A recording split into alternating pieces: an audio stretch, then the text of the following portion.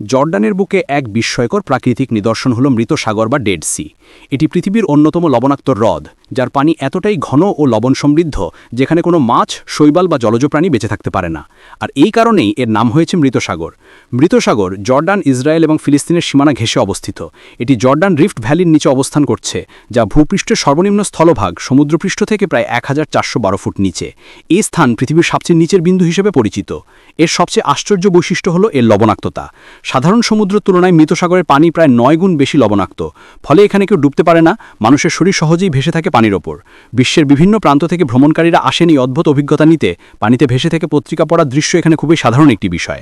এছাড়াও মৃত সাগরের কাদা ও খনিজ উপাদান ত্বকের জন্য অত্যন্ত উপকারী বলে বিবেচিত, তাই এর তীরে গড়ে উঠেছে অসংখ্য রিসর্ট, স্পা ও স্বাস্থ্যকেন্দ্র।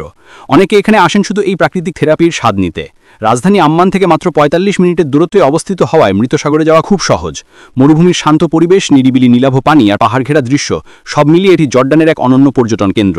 মৃত সাগর শুধু একটি হ্রদ নয়, এটি একটি প্রকৃতির আশ্চর্য সৃষ্টি, যেখানে নিস্তব্ধতার মাঝেও লুকিয়ে আছে এক গভীর সৌন্দর্য ও রহস্য।